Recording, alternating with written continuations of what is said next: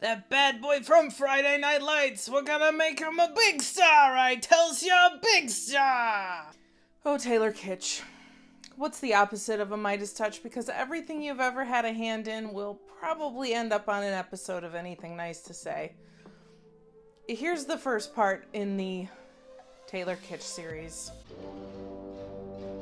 That's how you get ants! It all started with The Princess of Mars. It was the first book in Edgar Rice Burroughs' Barsoom series. You may remember him more fondly as the author of the Tarzan books, another adaptation that has faced varying critical receptions over the ages.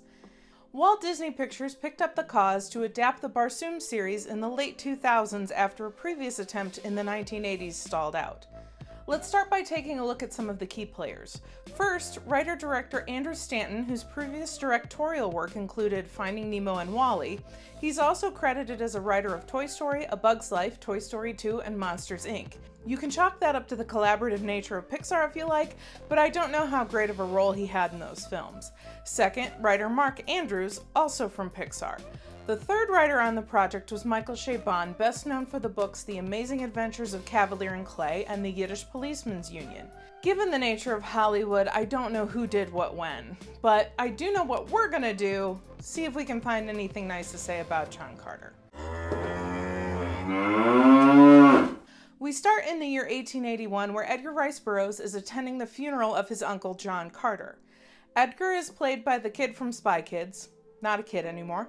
Also, he's married to Meghan Trainor, so good for him. Carter makes a special request to be buried in a tomb that can only be unlocked from the inside. So we start with a mystery. Edgar is given his uncle's journal and sets about trying to figure out why Carter made such a strange request. I'm going to hop and skip a bit here. I wasn't so sure about the framing device when it started. It's only referenced at the beginning and the end, and we don't get interrupted throughout, but the end of this movie is one of the best parts of the movie.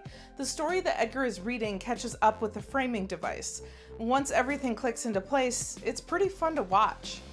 We get into John Carter's recollections. He's searching for gold in Arizona, he's picked up by the local cavalry, headed by Bryan Cranston's Colonel Powell, and they try to enlist him in fighting against the Apache. Carter is a former Confederate soldier. They don't really bring it up, you have to know enough to realize which side Virginia was fighting on, but they also didn't change it. Carter won't let himself be enlisted, escapes, and is chased by the Cavaliers. They encounter the Apache, Powell gets shot, and Carter saves him.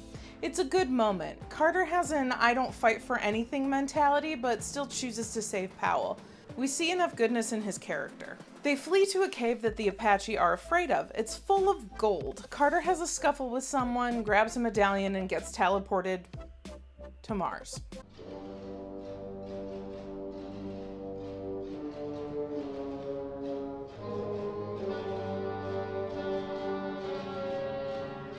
He tries to get up and walk and starts hopping and bouncing around due to the reduced gravity. He's also exceptionally strong and has a higher bone density. He's almost Superman. You know, the one that can leap tall buildings instead of fly? There's a scene where he's trying to escape the Green Men and kills one with one punch. So let's do that, shall we? There are two sentient races on Mars, the Green Men or Tharks and the Red Men. The Red Men look like normal Earth people except their skin is tinted a little red. The Red Men of Mars are in the midst of a civil war. The Tharks don't care because it has nothing to do with them. There are also bad guys named Therns who are secretly behind the civil war, but it's really not important. The important thing about them is that they hold the key to the teleportation/amulet technology. Carter is picked up by the Tharks. They try to introduce each other, and he says he's John Carter from Virginia, and they all start calling him Virginia. It's a running gag that gets funnier the more frustrated Carter gets. My name is John Carter. I'm from Virginia. Virginia. He gets taken back to their camp and treated like a baby. He gets a special drink that makes it so he can understand their language. Also, he gets a dog. It's a six-legged hippo-looking thing, but it's super fast and adorable. Even though he can jump away, the dog runs after him and he can't escape it.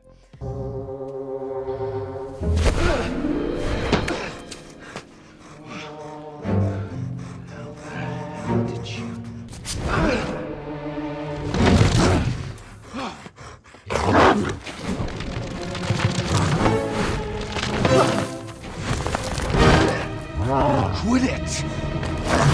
Everything looks good so far. The special effects are good. The red men have these great ships that look like dragonflies where the wings are solar panels. The bad guy Red Man? The bad guy Red Martian is going to marry the good guy Princess of Mars so that the war will stop. I think I'm going to put a criticism in here. There's too much that's being explained to us. Carter is a literal fish out of water. He needs to discover these things anyway. Taking time off to explain all this to us is superfluous. Dominic West looks like a bad guy and acts like one. We can see that he's using some kind of super weapon. We don't need an explanation about it. Anyway, the greatest strength of this movie is the idea. What if Superman showed up in the middle of a civil war and had to pick a side? We shouldn't know everything because Carter doesn't either. He needs to be convinced of who was right. Showing us that he made the right choice is ultimately unnecessary. It was a bit overcooked, but the concept is still cool. He goes on a journey to find out how to use a medallion to get him home. It's finally revealed to him that he's on Mars. When he does make his choice to fight, we get a scene that reveals he came back from the war to find his house was burned down and his wife and daughter were dead. This was alluded to a few times throughout the movie, but really getting the pivotal moment was a good payoff that was well foreshadowed. It hits an emotional peak. The princess gives him the words he needs to activate the amulet, and now that he's made the choice to stay and fight, it doesn't matter. We get to a point where he has to fight in an arena because... reasons. Hey, over here, you blind monkey!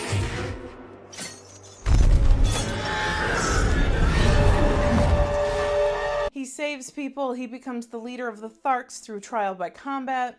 This seems in line with what Burroughs imagined. There's an undercurrent of barbarism and frontierism in Burroughs' works. Mars is a kind of Wild West for Carter. It's a brutal world.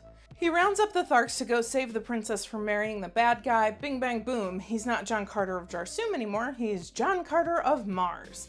It's pretty clear there isn't anything left for him on Earth, and we followed a character from not caring about anything to caring enough to stay. Also, he gets married to the princess. Cool? Cool. Ah, but wait, some bad guy Thurn with a new amulet uses it to send Carter back to Earth.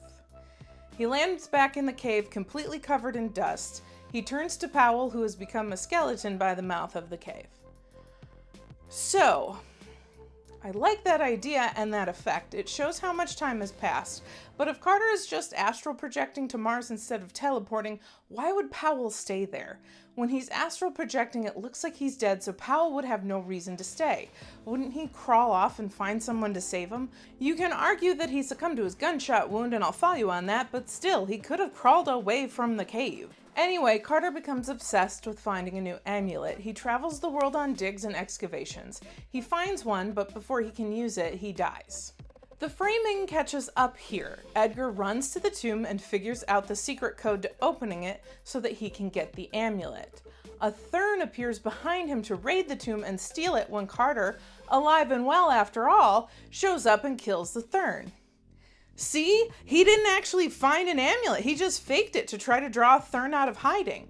This is where things finally got interesting for me because now John Carter is smart. For most of the film, he relies on being stronger and more jumpy, but it wasn't until the ending where we find out that he can actually plan an elaborate ruse.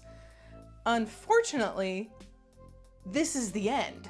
Carter goes into the tomb, locks it from the inside, and leaves Edgar as the protector of his body to get back to Mars. You know, where his wife is. If the decomposition of Powell is any judge, a few weeks on Mars is years on Earth, so no matter how long it took Carter to come up with the amulet, there shouldn't have been much time passing on Mars. The world will never know. After its terrible box office performance, all further John Carter movies were scrapped. I don't know about this one. I think if you were a fan of the Edgar Rice Burroughs books, this would not disappoint you. I haven't read them, but I'm sure I'll get around to it. The special effects are outstanding, the acting is good. The only thing I really didn't like was the over-explanation of everything that makes its 2 hours plus runtime seem longer. Honestly, I was engaged, but I didn't really get excited until the end. A lot of different things have been cited as the reason John Carter did so poorly. People certainly criticized the marketing. However, marketing aside, it didn't generate any word of mouth from the people who did see it, and I can understand why. It doesn't leave a lasting impact. In a world where we expect good special effects, we expect competent storytelling, the only way to stand out is to be spectacular. It's not a bad movie, it's just okay. So if you're ever an Edgar Rice Burroughs fan and want to spend some time, check it out. Other than that, it may not trip your trigger. Thanks for joining me on Anything Nice to Say, and never be ashamed to like what you like.